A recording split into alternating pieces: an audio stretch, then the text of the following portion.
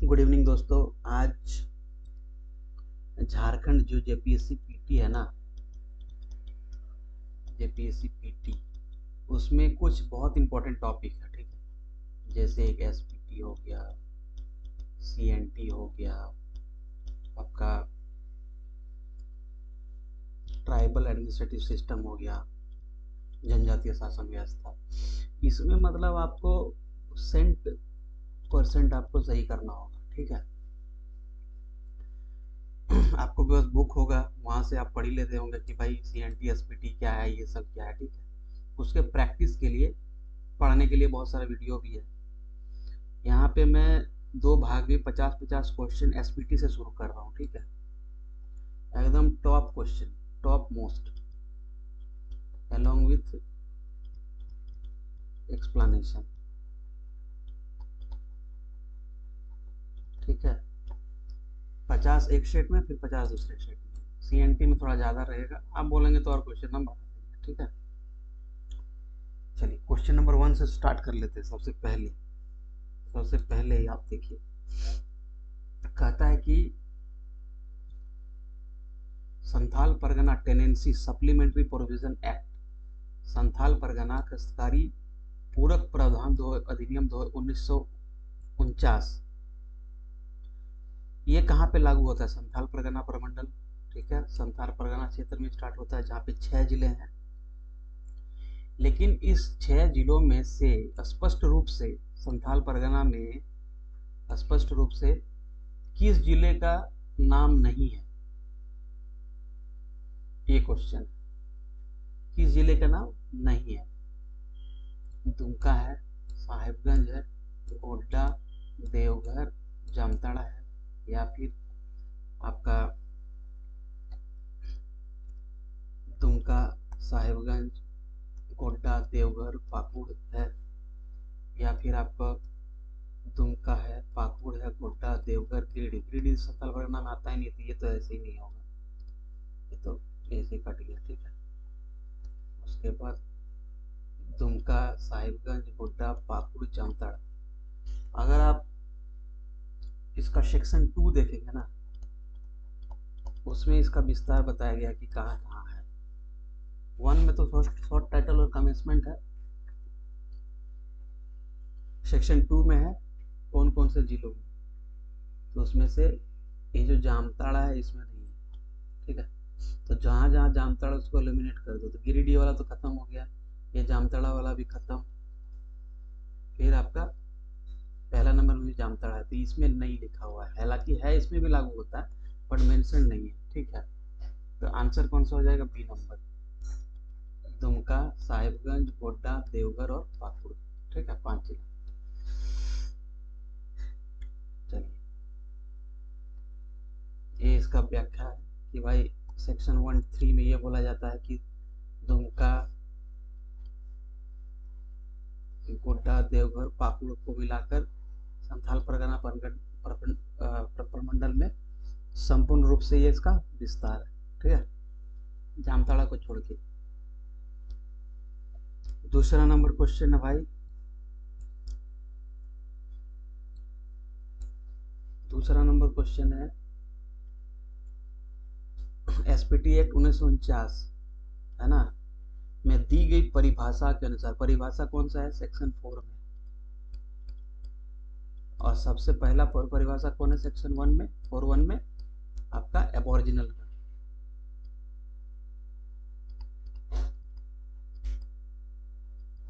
सबसे पहला तो बोल रहा है कि आदिवासी शब्द, ये जो आदिवासी शब्द है का अर्थ उस व्यक्ति से है जो किसी अनुसूची में निर्दिष्ट किसी आदिवासी या अर्ध आदिवासी जनजाति या जाति से संबंध है। ठीक है, किस व्यक्ति से, जो किस अनुसूची में निर्दिष्ट है, बताइए। देखिए इसमें लिखा ये है ना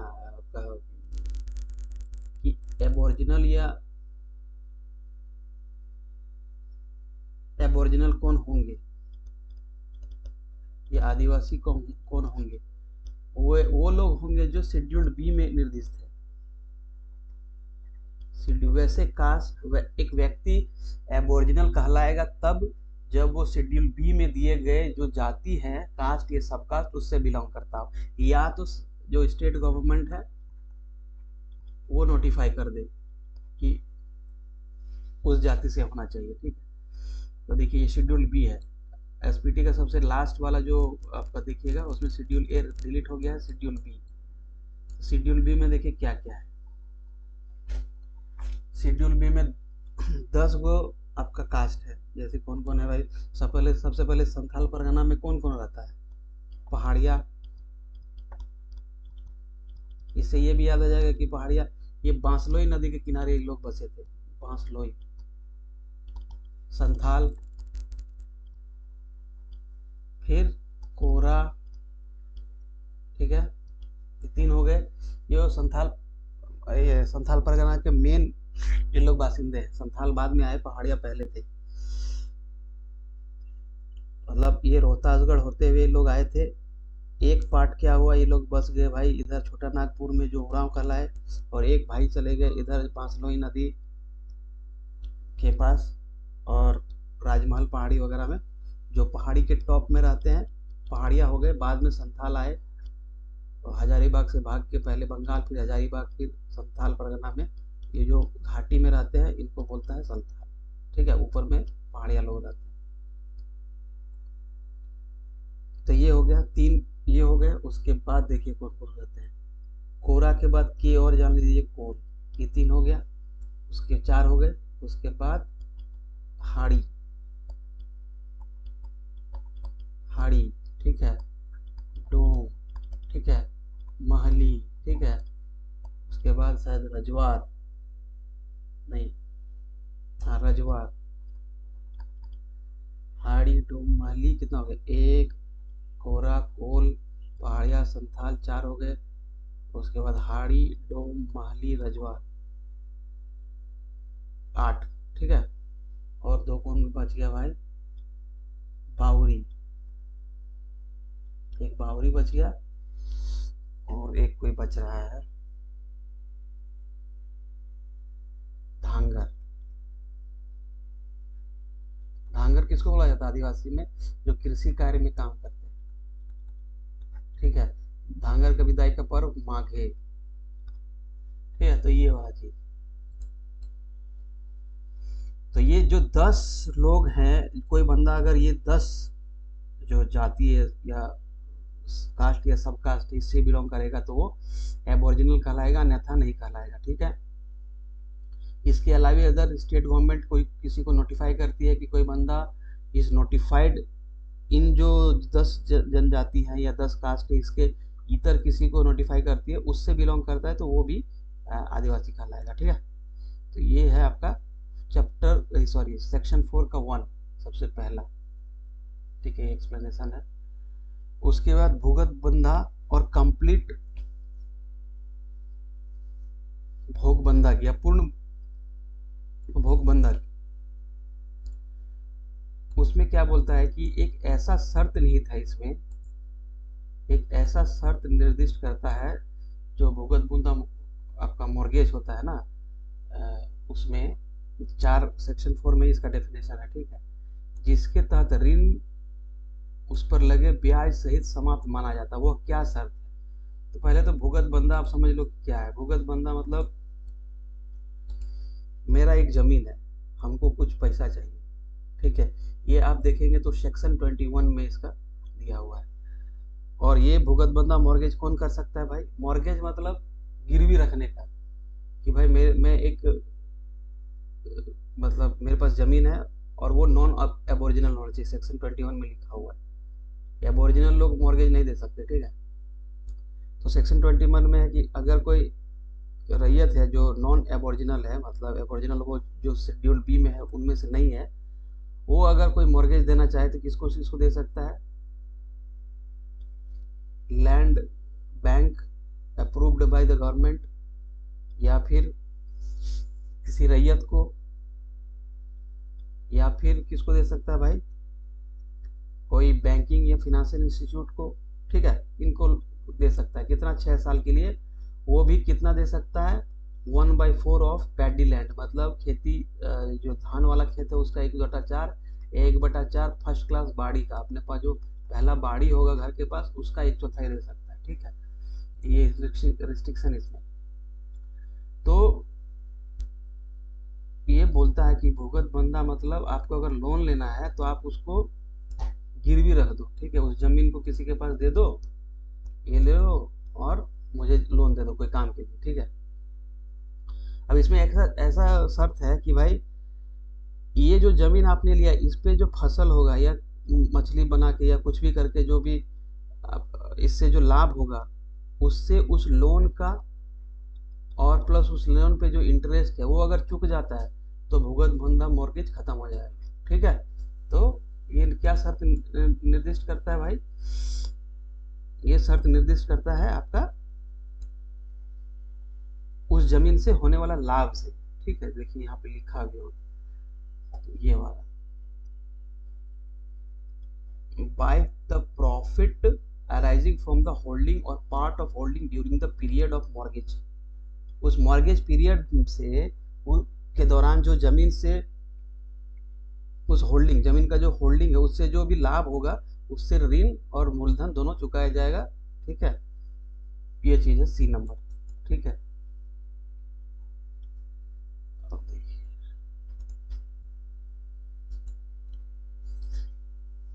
देखिए सेक्शन 4(3) में है, इसमें लिखा हुआ है उसी जो डेफिनेशन है भुगत बंध का उसमें कि the loan with all interest shall be deemed to be extinguished by the profit arising from the holding or part of the holding during the period of mortgage। ठीक है, ये मतलब 100 ऐसा क्वेश्चन है जो आपको एसपीटी में फिर घूम के देखना नहीं पड़ेगा। ये 5000% सत्य बात है, इसमें कोई मतलब ये नहीं है कि फिर से आपको देखना पड़ेगा along with explanation। इसीलिए क्वेश्चन का स्वरूप बड़ा है, ये नहीं कि संथाल परगना एक्ट कब लागू हुआ था 1 नवंबर, सब 1 अप्रैल सबको मालूम है दुनिया में। ठीक है, उसके बाद देखिए क्वेश्चन का स्वरूप देखिए कैसा, इन केस ऑफ ए खास विलेज के केस में what minimum consent is required. Minimum consent मतलब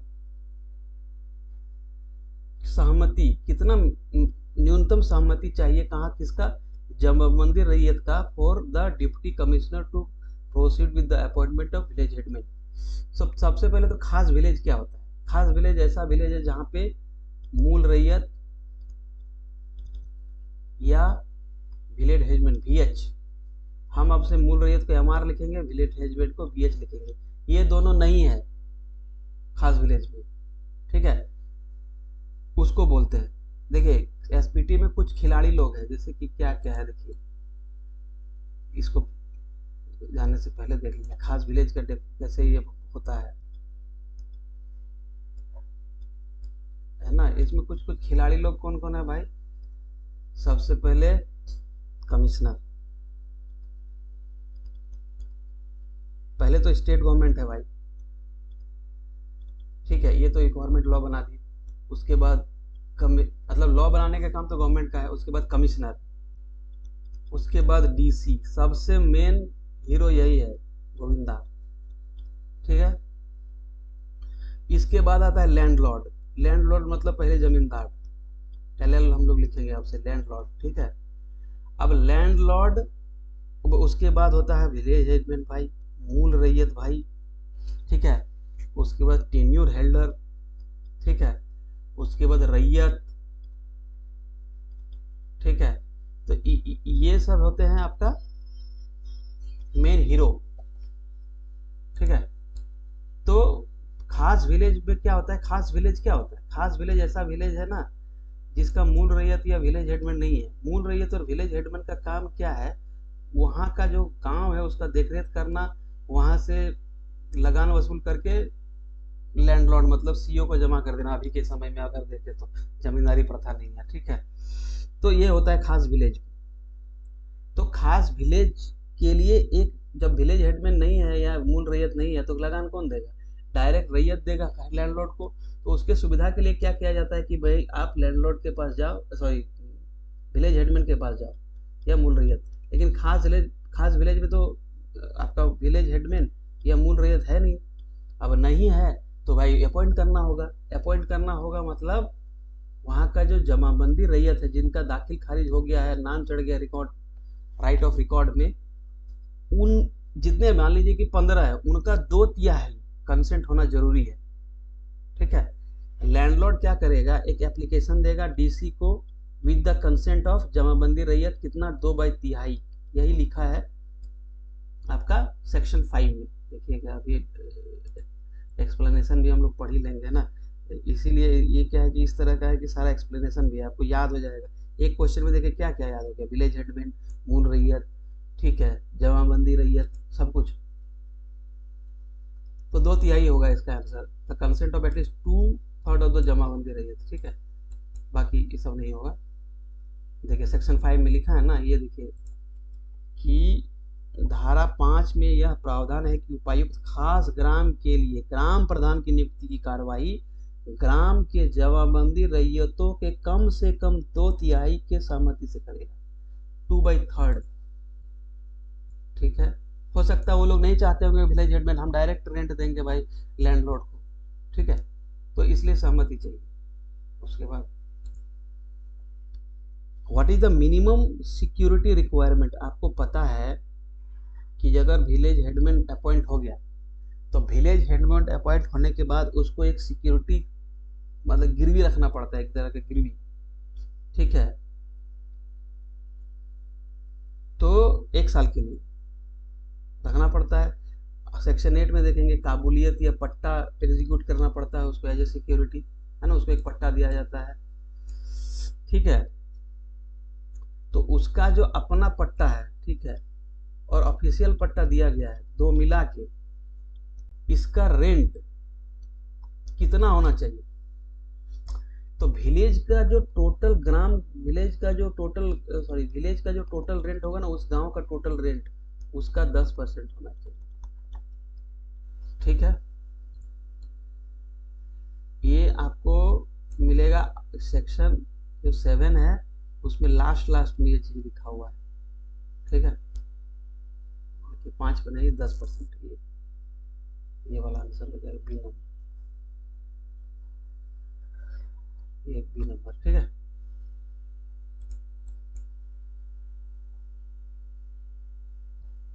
देखिए यहाँ पे लिखा हुआ कुल ग्राम लगा का कम से कम 10%। ठीक है, ये देखिए लिखा हुआ at least 10% of the total village rent. ठीक, ये हो गया आपका सेक्शन 7 का काम तमाम। अब देखिए सेक्शन 20, सेक्शन 20 क्या बोलता है, ट्रांसफर ऑफ लैंड, और सेक्शन 19 क्या बोलता है, division of the land. Section 20 transfer और बार ऑन ट्रांसफर लगाता है कि कौन इलीगल ट्रांसफर होगा। ठीक है, तो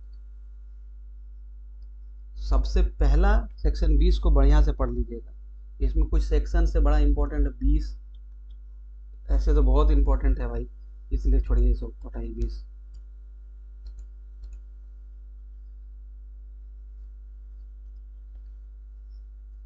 क्या बोलता है अंडर सेक्शन 21, जो ट्रांसफर का है ना, रैयत एबोरिजिनल रैयत, उसका ट्रांसफर के जो जमीन होल्डिंग का ट्रांसफर है उसके बारे में पहला प्राइमरी कंडीशन क्या है, what is the primary condition for a transfer of रैयत right in his holding.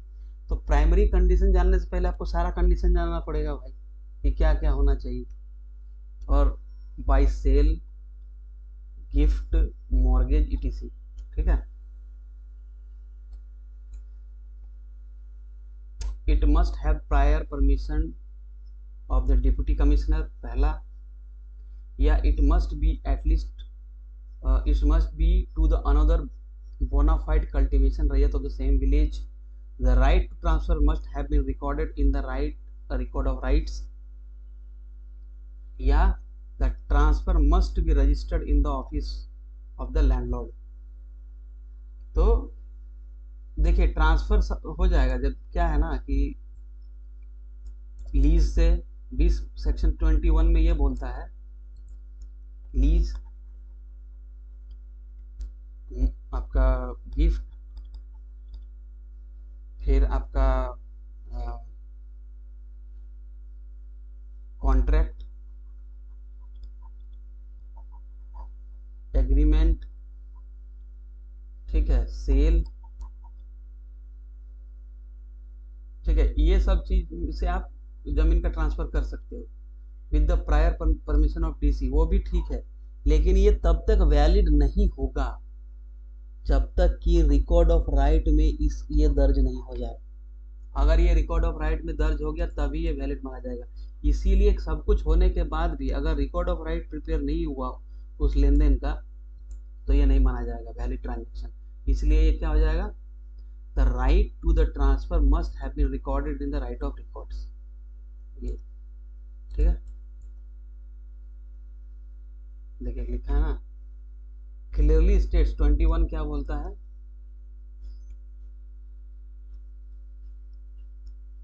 that no transfer shall be valid unless the right to transfer has been recorded in the record of rights।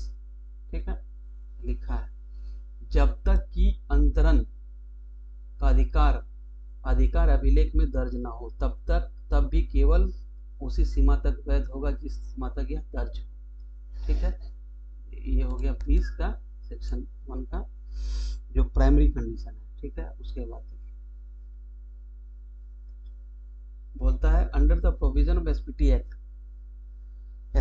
1949 के तहत यदि कोई रैयत की जोत, किसी रैयत का जो होल्डिंग है वो किसी रैयत का जो जोत है, ठीक है, या उसके किसी मतलब जोत का कोई पार्ट है वो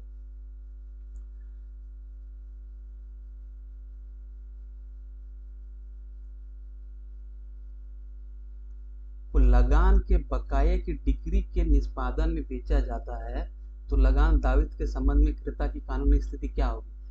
जैसे क्या है कि सेक्शन 19 में बोलता है इसको, सेक्शन 49 में, ठीक है, इसमें बोलता है फर्स्ट चार्ज। इसमें ये बोलता है कि दो तरीके से लैंड को, मतलब इसमें दो प्रोविजन है, एक बेचना और एक है ट्रांसफर। अगर ट्रांसफर होता है मतलब हमने किसी को बेचा, ऐसे ही बेच दिया, कोई काम से बेचा, ठीक है, अगर बेच दिया तो जो बकाया होगा ना, जो बकाया होगा वो होल्डिंग जो क्रेता होगा उसको देना होगा। ठीक है, लेकिन अगर रेंट के लिए कोई बेच रहा है, रेंट के लिए मतलब रेंट बोलते हैं ये उधारी के लिए, जैसे रेंट का अरियर है, रेंट किसी ने जो मान लीजिए मेरा जमीन है मैंने बेचा नहीं तो मेरा अरियर रह गया जिस समय से मेरा उधारी हुआ। ठीक है, मुझे मान लीजिए 10 रुपया कर देना था, मैंने दिया नहीं तो वो तो एक अरियर में चला गया है ना। तो अरियर में जब ये अरियर में हो गया तो अरियर कौन पे करेगा, तो ये बोला जाता है कि अगर अरियर के चलते जमीन को मतलब जमीन का बेचना या ट्रांसफर हो रहा है सेक्शन 49(2) में, तो जो खरीदार होगा ना उसको रेट पे नहीं करना है। जो खरीदार होगा, ये मान लीजिए कि बायर है, ये सेलर है, ये बेच रहा है, तो ये बायर को कोई भी दायित्व तो नहीं होगा कि भाई रेंट बकाया था, अरियर था, नहीं था, मुझे मतलब नहीं है। ये जो सेलर का जो भी लैंड सेल हो रहा है ना, ठीक है, इसके जो मान लीजिए 20 रुपया आया उसमें से 10 रुपया रेंट कट जाएगा, इस पर बोझ नहीं आएगा। First charge would be on the seller not on the buyer. First charge मतलब होता है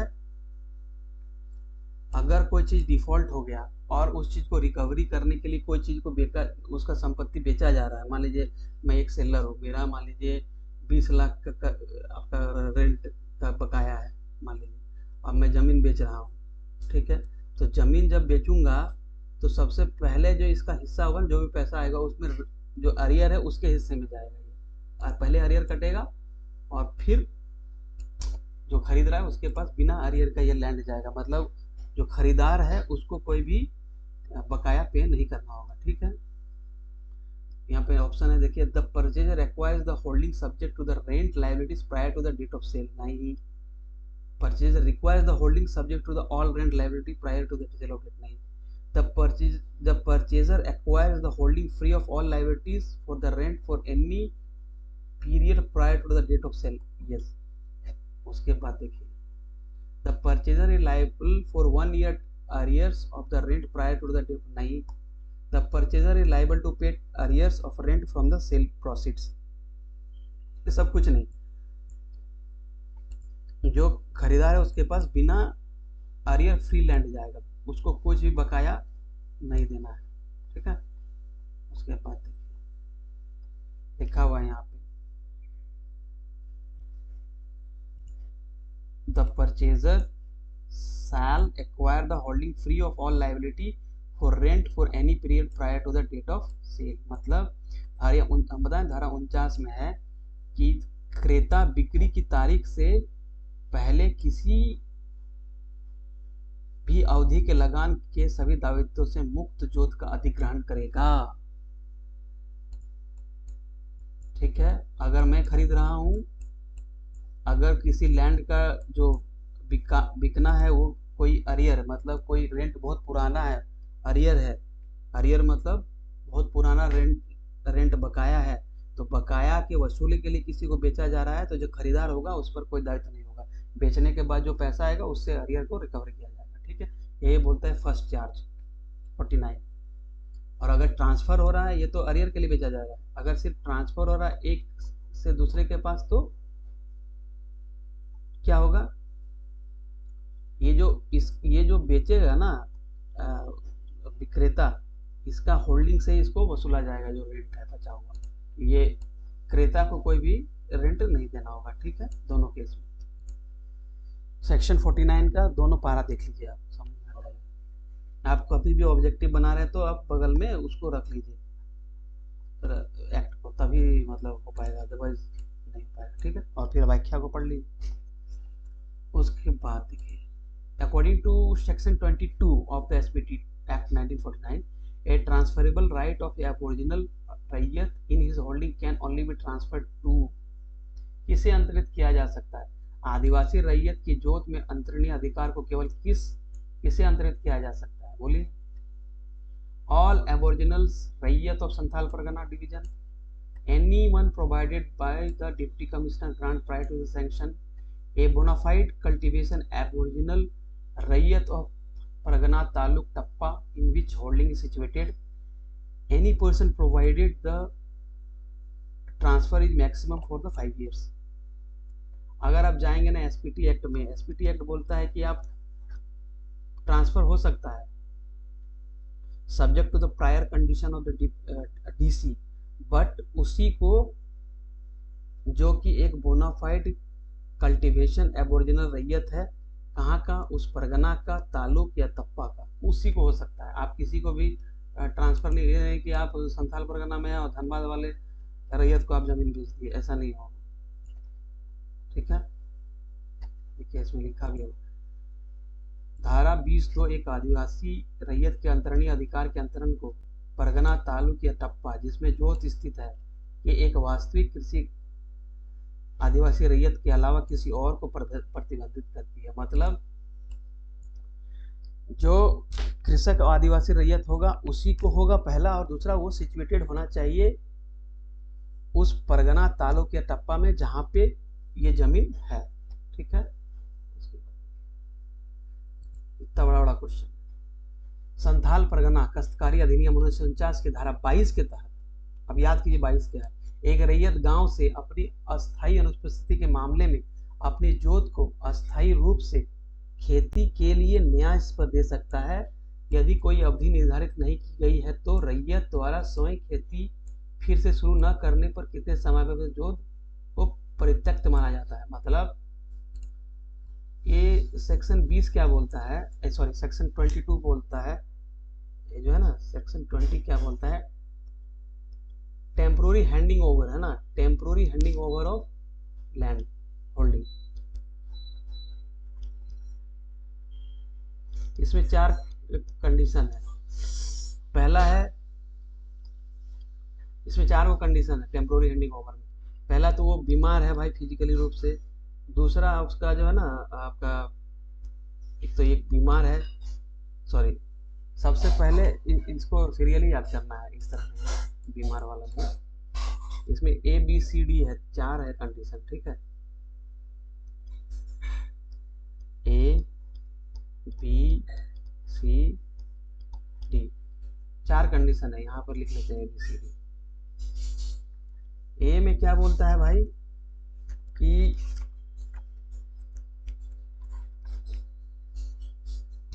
अगर रैयत, रैयत मतलब अपना होल्डिंग किसी दूसरे को दे सकता है टेम्पोररी पीरियड के लिए, कब स्थिति में, जब रैयत वहां नहीं हो, एब्सेंट हो अपने गांव में। बी क्या बोलता है भाई कि वो फिजिकली इनकैपेबल हो खेती करने के लिए, फिट नहीं है। सी क्या बोलता है भाई,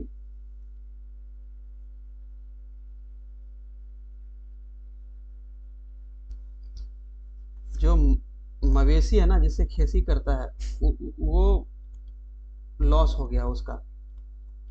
और डी क्या बोलता है, अगर वो विडो या आपका माइनर हो, ये खेती नहीं कर सकता। तो ये लोग देखिए, इस सारे केस में अगर एब्सेंट हो तो खेती नहीं कर सकता, फिजिकली इनकैपेसिटेट है तो भी खेती नहीं कर सकता। रैयत मवेशी आपका खत्म हो गया, आजकल तो ट्रैक्टर है, पहले के समय में एक्ट बना है, उसका मवेशी मर गया या कुछ लॉस हो गया तो उससे भी खेती नहीं कर सकता। अगर वो विडो या माइनर है, बच्चा है, तो फिर खेती नहीं कर सकता। ठीक है, इस चारों कंडीशन में वो किसी और को खेती करने के लिए दे सकता है, ठीक है। लेकिन ए और सी को गौर से देखिए, अगर वो एब्सेंट है और उसका मवेशी क्या है, लॉस हो गया, तो एब्सेंट है तो घूम के आओ, दे तो दिया तुम तो घूम के भी आएगा तब ना, घूम के भी नहीं करोगे तब, या उसका मवेशी मर गया तो दूसरा मवेशी लाओ। ये दोनों चीज, ये दोनों चीज अगर आपने 10 साल तक मतलब आप घूम के नहीं आए या मवेशी फिर से ला के खेती नहीं किया, तो इसका मतलब है आपने जो टेम्पोररी दिया था वो परमानेंट हो गया, वो जमीन है ना अबांडेंट हो गया, वो उस पर आप मतलब आपका अधिकार नहीं रहा। तो सेक्शन 22 में क्या बोलता है भाई, temporary handing over of the holding, ठीक है। इसमें 4 कंडीशन है, ए बी सी डी। ए और सी में क्या है, एक सी में मवेशी वाला लॉस है, और ए में क्या है, खुद वो एब्सेंट है गांव से। और दो क्या है, बी और डी। बी में बोलता है कि भाई आ, आप फिजिकली फिट नहीं है खेती करने के लिए, और डी में बोलता है आप माइनर या विडो है। माइनर और विडो और आपका जो बी नंबर में कंडीशन है वो तो चल जाएगा, ठीक है, आपने दे दिया। लेकिन ए और सी का जो कंडीशन है, आप अगर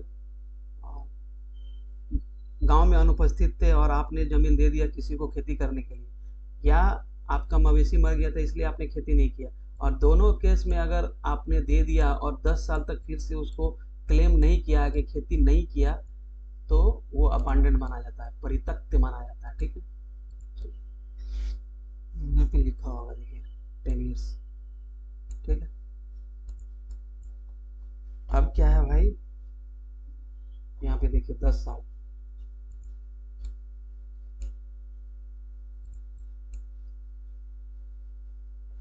अब मैक्सिमम पीरियड फॉर भुगत बंधा मॉर्गेज कितना होगा, सेक्शन 21 याद कर लो। 21 में क्या बोलता है, 20 में तो ट्रांसफर है, 21 में बोलता है कि अगर आप आदिवासी है, ओरिजिनल रैयत नहीं है, आप एक रैयत है, तो आप मॉर्गेज दे सकते हो, कितना, और किसको, एक चौथाई आप पैडी लैंड मतलब चावल वाले खेत, या एक चौथाई आपका फर्स्ट क्लास जो बारी है एफबी है, उसका एक चौथाई आप मॉर्गेज में दे सकते हो। कितना साल के लिए, 6 साल के लिए। किसको, किसको, मेन आ जाता है किसको दे सकता है, एक तो खुद दूसरे रैयत को आप दे सकते हो, 4 आदमी यहाँ पे, एक तो खुद रैयत को, एक आपका government notified scheduled bank financial institution, ठीक है, वहां से लोन लेने के लिए, एक आपका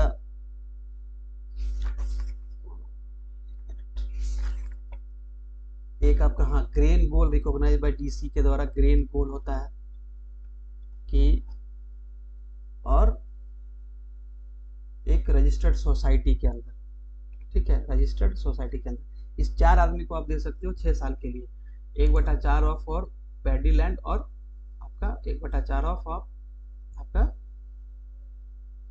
ये फर्स्ट बारी, ठीक है। तो ये 6 साल, फिर रिन्यू होगा 6 साल के लिए, ठीक है। तो ये कंडीशन है। देखिए यहाँ लिखा है section 21 clearly states that no such transfer भगत बुंदा shall be made for a period exceeding 6 year, ठीक है, 6 साल, ये इंपॉर्टेंट है। फिर क्या बोलता है, ए रैयत हैज टू कट ट्री, आपको पता है सेक्शन 17 में बोलता है कि आप पेड़ लगा सकते हो, उसको काट सकते हो, ठीक है, ठीक है। However, for which specific tree is the permission of SDO, लेकिन सारे पेड़ को तो आप ऐसे ही काट सकते हो, एक ऐसा ट्री है जिसको बिना SDO को परमिशन आप नहीं काट सकते, वो कौन सा है भाई? साल है, बैम्बू है, महुआ है या मैंगो है? महुआ ट्री, महुआ को इतना इंपॉर्टेंस दिया गया है SPTF में, इसको आप काट नहीं सकते, ठीक है। उसके बाद देखिए वाइल्ड हिंदी में, जबकि भूधारण होल्डिंग को उपविभाजित किया जा सकता है और मकान मालिक और मुखिया मूल रैयत की सहमति से किराए का वितरण किया जा सकता है। कौन है? सेक्शन 19 में ये चीज लिखा हुआ है, ठीक है। लेकिन उपविभाजन के बाद भूधारण के किसी भी हिस्से के लिए न्यूनतम किराया कितना होना चाहिए? ये होना चाहिए 3 रुपये। उससे अगर नीचे है तो किसी होल्डिंग का अगर उससे नीचे किराया है ना तो उसका डिवीजन नहीं होगा, ठीक है। देखिए लिखा है the first provisions of to the section 19(6) states that in no case shall such holding be subdivided if the rent of any portion of the holding will be less than 3 rupees, ठीक है। अब 13 number question transfer आ गया section 20। If A transfer of land, मतलब यदि किसी अनुसूचित जनजाति के सदस्य रैयत से संबंधित भूमि का अंतरण अधिनियम के उल्लंघन में या धोखाधड़ी से तरीके से हुआ है तो अंतरीति को बेदखल करने और भूमि को बहाल करने का अधिकार किसके पास है? सबसे बड़ा हीरो के पास, गोविंदा साहब, DC, ठीक है। यहाँ पे मेन खिलाड़ी कौन है? काम करने वाला DC है, ठीक है। यहाँ लिखा भी होगा DC, देखिए 20(5) में, ठीक है।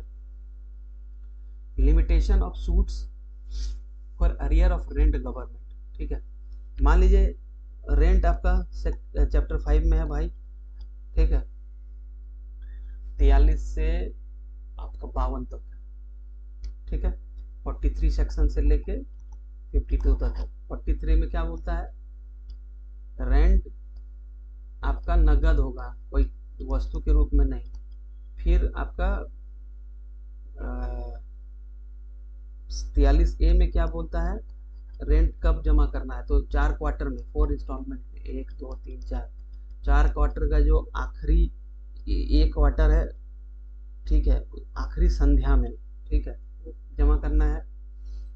फिर आपका 45 सेक्शन में क्या बोलता है भाई कि पोस्ट मनी ऑर्डर से आप रेंट जमा कर सकते हो, ठीक है। तो ये सब चीज 50 में रिडक्शन ऑफ रेंट है, ठीक है। 52 में अगर एक्सेस रेंट पे कर लिया तो उसके लिए क्या लैंडलॉर्ड को और मतलब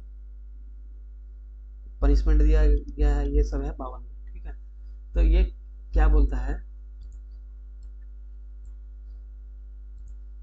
कि जो रेंट बकाया है ना उसको वसूल करने का अधिकार गवर्नमेंट के पास है। वो कितना, क्या सीमा है, उसका लिमिटेशन क्या है? उसका लिमिटेशन क्या है आपको पता है? लिमिटेशन कौन से सेक्शन में है? सारे लिमिटेशन आपको 65 में मिलेगा, सारा लिमिटेशन आपको 65 में मिलेगा। तो ये 10 साल है, देखिए इसमें होगा 3 years from the end of the agriculture year in which the arrears become due, नहीं। 5 years from the end of the agriculture year in which arrears become due, या कृषि वर्ष की समाप्ति से 10 वर्ष जिसमें बकाया देय हो, या बकाया देय होने की तारीख से 30 वर्ष। 30 वर्ष होता है आपका ट्रांसफर को वैलिड करने के लिए। अगर उसमें कच्चा पक्का मकान बना लिया गया है तो जो टेन्यूर एक्ट 1869 है उससे पहले अगर बन गया है तो उसको वैलिड कैसे किया जाता है, ठीक है। 30 वर्ष नहीं, 10 वर्ष से, ठीक है। देखिए 65 में ये बोलता है, 65 में आपका सबका लिमिटेशन है, ठीक है, 65 में सबसे पहले 64 में लिमिटेशन है, फिर 65 में लिमिटेशन है, ठीक है, 66 में लिमिटेशन है भाई। ठीक है, तो क्या क्या लिमिटेशन है वो देखिएगा। अपील का अधिकार, एप्लीकेशन के लिए क्या है, सेक्शन 14 में क्या लिमिटेशन है ना, टाइम पीरियड दिया गया है, इसमें है 10 साल। ठीक है, इसमें क्या है देखिए, the state government shall be 10 years from the end of the agriculture year in which the arrear become due. ठीक है, जिस कृषि वर्ष में आपका अरियर, जो रेंट आपने नहीं पे किया तो अरियर हो गया। अरियर मतलब क्या, आपने रेंट नहीं पे किया एक निश्चित अवधि में, जो टाइम पीरियड फिक्स था, तो वो बन गया अरियर। तो जिस कृषि वर्ष में वो अरियर बना है, आपने रेंट नहीं पे किया, वहां से 10 साल तक गवर्नमेंट आपसे मुकदमा चला के आपसे वो वसूल कर सकती है, अदरवाइज नहीं कर सकती। ठीक है, अच्छा, under section 50 of the act which of the following is not a valid ground for deputy commissioner to reduce the rent of holding और रिकॉर्डेड राइट। क्या है, सेक्शन 50 में बोला जाता है कि भाई हम रैयत है, हम इतना रेंट देने के सक्षम नहीं है, कुछ कुछ जो कारण बताया गया है उसमें। क्या क्या कारण है भाई? पहला देखिए, सेक्शन 50 में क्या क्या कारण है। एक तो जो लैंडलॉर्ड है वो 6 महीना के भीतर अगर मेरा जोत पर इरिगेशन का सुविधा नहीं किया है, एक हो गया। दूसरा, पहला क्या है मतलब कि अगर मेरा जमीन परमानेंटली डिटीरियोरेट हो गया, मतलब बंजर हो गया या खराब हो गया मेरा जमीन, तो उसमें तो कृषि होगा नहीं, तो हम रेंट कहाँ से देंगे। तीसरा है कि स्टेबल फूड जो है उसका प्राइस, जो हम उगाते हैं उसका प्राइस बाजार में अचानक से बहुत ज़्यादा गिर गया हो, बहुत सारा रीजन से, तो भाई हमको कमाई नहीं होगा तो हम कहाँ से रेंट देंगे। ठीक है, तो ये चीज़ बोलता है रिडक्शन ऑफ रेंट। तो डीसी है ना, इसको रिड्यूस कर सकता है रेंट को। ठीक है, तो ये 3 कंडीशन दिया गया है। ठीक है, तो क्या है कंडीशन? जोत की मिट्टी, जोत की मिट्टी रेत जमा होने से अस्थायी रूप से खराब हो गया। अस्थायी मतलब 7 साल तक। ठीक है, उसके बाद दूसरा कंडीशन क्या है भाई? मकान मालिक, लैंड लॉर्ड, यहाँ पे मकान मालिक हिंदी नहीं, मतलब जमीन का मालिक, अभी सीओ नियत सूचना के बाद आवश्यक रख रखाव कार्य जैसे बांध अरहर करने में विफल, अहर का निर्माण करने में विफल रहा हो, मतलब इरिगेशन को सुविधा नहीं दे पाए। There has been fall not due to temporary cause in the average local price of staple food crops. The रैयत has suffered losses due to natural calamity. ये डी नंबर नहीं है, 3 ही कंडीशन दिया है। ठीक है, जो अभी देख लीजिए।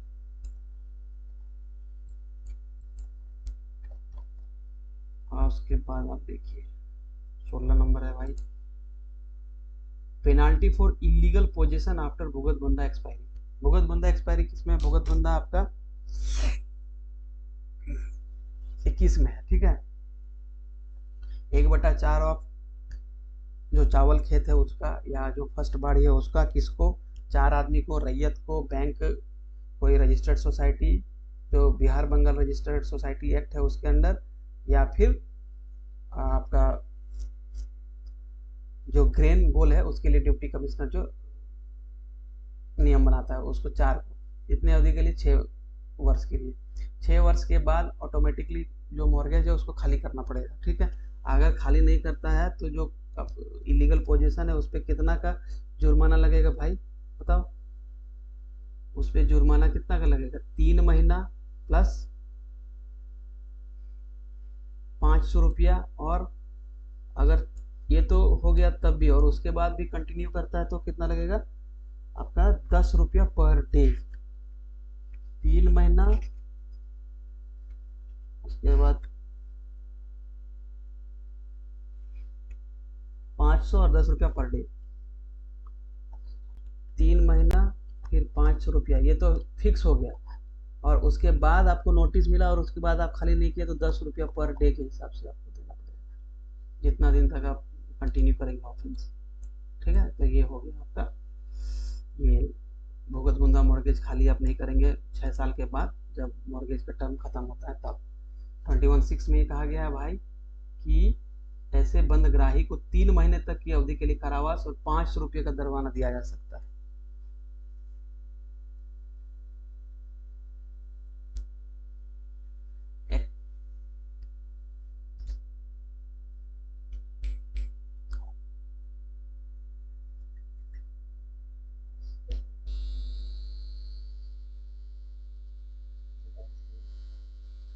Acquisition of right over certain lands.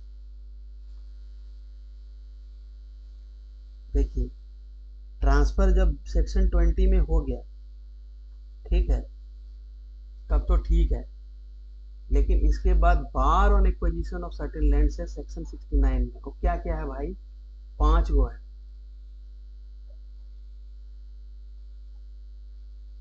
ठीक है, ये 5 गो है। एक तो अब सेक्शन 20 का कॉन्ट्रावेंट करके आपने जमीन लिया हो, तब आपको वो जमीन नहीं होगा, बार on acquisition certain land.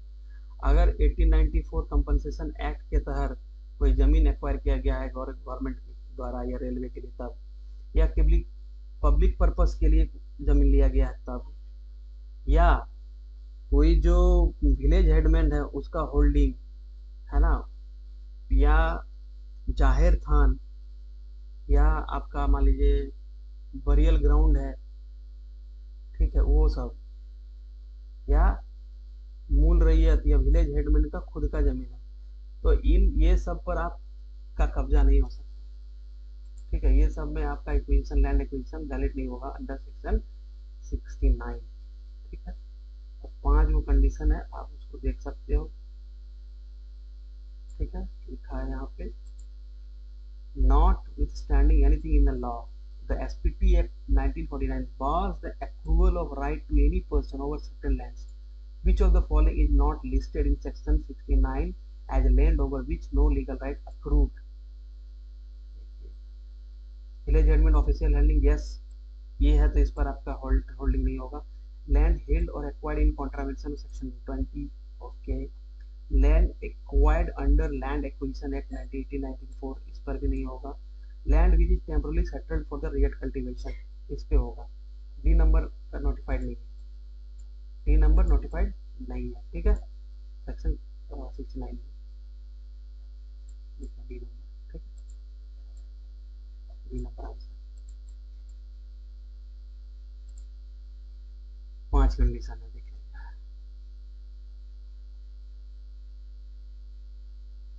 Provision of kind, rent in kind, मतलब एसपीटी एक्ट में ना, सीएनटी में आप दे सकते हो, एसपीटी एक्ट में आपको वस्ती के रूप में आप लगान नहीं दे सकते, ठीक है। तो ये बोला गया कि वस्तु के रूप में लगान को कौन कौन नाम से बोला जाता है, 4 नाम से, भावोली, बटाई, दानाबंदी और कृष्णानी, नहीं, ठीक है, नगदी नहीं होगा, ठीक है। तो ये 4 नाम से जो काइंड, रेंट इन काइंड है उसको बोला जाता है, ठीक है। उसके बाद question, the deputy commissioner may permit the exchange of raiyati land between raiyat, which of the following is mandatory condition. Section 23 में क्या बोलता है कि म्यूचुअल कन्वीनियंस के आधार पे आप दो रैयत जमीन का अदला बदली कर सकते हैं, उसमें 4 को कंडीशन है, ठीक है, 4 कंडीशन है भाई। एक, वो जमीन, वो दोनों जो रैयत होंगे ना, जमाबंदी रैयत होना चाहिए, एक तो ये कंडीशन हो गया। दूसरा, वो जमीन का जो एक्सचेंज है वो सेम गांव या आसपास वाला गांव में होना चाहिए, सामने वाला गांव में। तीसरा क्या है, ये जमीन का एक्सचेंज सेल नहीं माना जाएगा, बट एक एक्सचेंज माना जाएगा फॉर द म्यूचुअल कन्वीनियंस, और जमीन का वैल्यू बराबर होना चाहिए। ये 4 कंडीशन है, ठीक है। आप देखते हैं कि क्या है।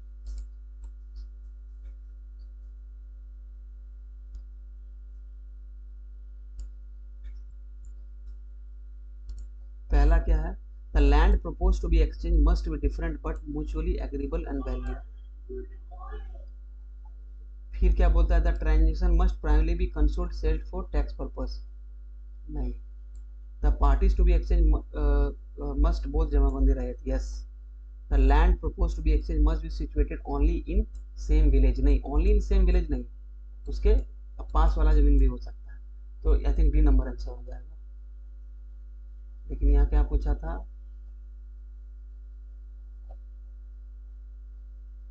मैंडेटरी आपका कंडीशन फॉर द एक्सचेंज के लिए,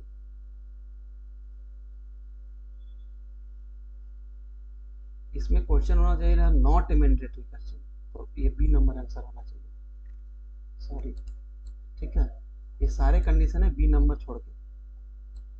ठीक है, ये नहीं, एक मिनट, ये क्वेश्चन को फिर से देख लेते हैं। The land propose to be exchange must be different but mutually agreeable, mutually नहीं, ये होना चाहिए आपका सेम वैल्यू पे होना चाहिए। ठीक है, the transaction must primarily be concealed cell,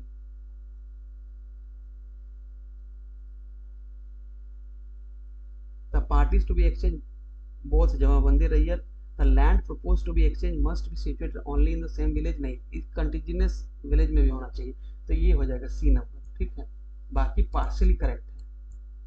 ठीक है, देख लीजिएगा।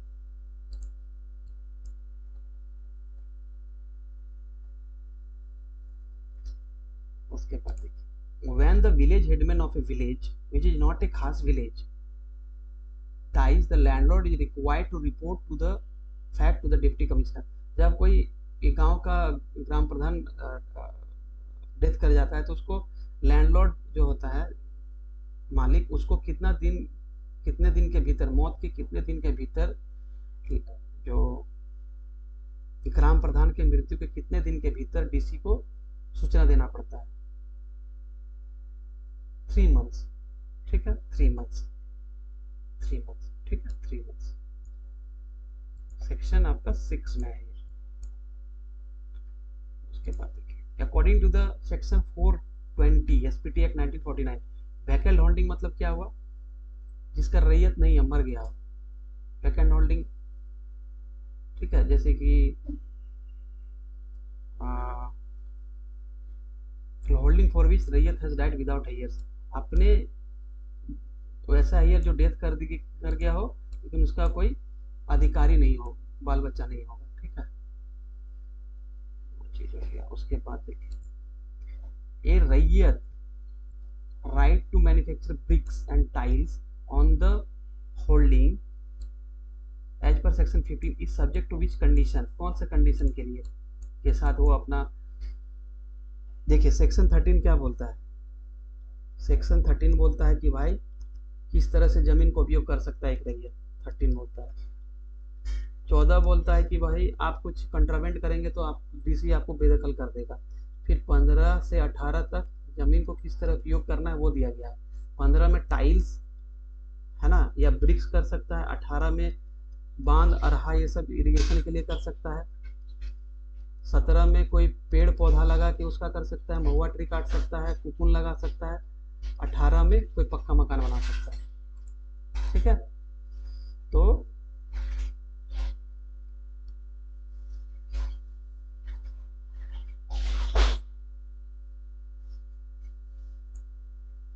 के अनुसार क्या है, वाणिज्यिक उद्देश्य के लिए नहीं, कमर्शियल पर्पस के लिए नहीं कर सकता। वो कोई भी काम करेगा ना तो उससे कोई शुल्क नहीं लिया जाएगा, लेकिन उसका घरेलू या कृषि कार्य के लिए होना चाहिए, फ्री ऑफ एनी रॉयल्टी और other charge for his domestic और एग्रीकल्चर पर्पस, ये होगा आंसर। ठीक है, सेक्शन 15 यहाँ देख लीजिए, धारा 15 ईंट और खपरेल का निर्माण को बिना किसी रॉयल्टी या शुल्क के स्वयं और अपने परिवार के घरेलू या कृषि उत्पादों के लिए अनुमति देता है। ठीक है, question 23 number, on what grounds can a landlord eject a raiyat from his holding for using a land in a manner not authorised by section 13। देखिए क्या बोल रहा है कि धारा 13 में जो तरीका बताया गया, अगर उस तरीका से भूमि का उपयोग नहीं कर रहा है, उपयोग, ठीक है, तो लैंडलॉर्ड है किस आधार पे उस जो रैयत है उसको जोत से बेदखल कर सकता है, बताओ कौन सा, लीगल नोटिस, विलेज हेडमैन, ये सब divisional officer by informing, no, उपायुक्त द्वारा पारित बेदखली के निष्पादन में, यस, सेक्शन 14 के अनुसार उसमें ये लिखा गया कि without the order of the deputy commissioner the landlord can not make ejectment of a particular holder from the holding. ठीक है, according to section 49 where a rayat holding is transferable what constitutes the first charge on the holding। अभी हम लोग देखे थे वो जो arrear के बकाये के लिए, अब ये देख रहे हैं सेक्शन 49 का पहला कि अगर लैंड ट्रांसफरेबल है, जोत जो है सो स्थानांतरणीय है, अंतरणीय है, तो वहां पर जोत पर पहला प्रभाव क्या बनता है, rent, the rent of the holding, यही होगा।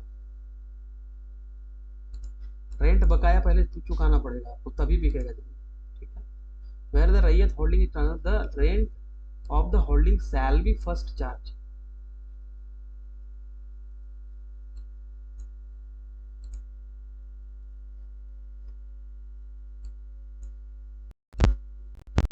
Rent of the holding shall be first charge. ठीक है,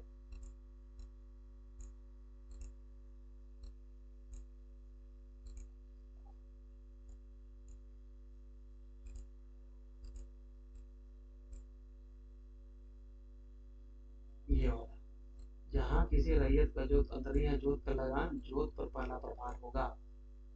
ठीक है, उसके बाद as per the definition in the SPT Act 1949 what does the agriculture year mean। Agriculture year का क्या मतलब है, एग्रीकल्चर ईयर का मतलब है 3, अगर बंगाली साल चल रहा है जहां पे तो बैसाख, फसली चलेगा तो आसीन,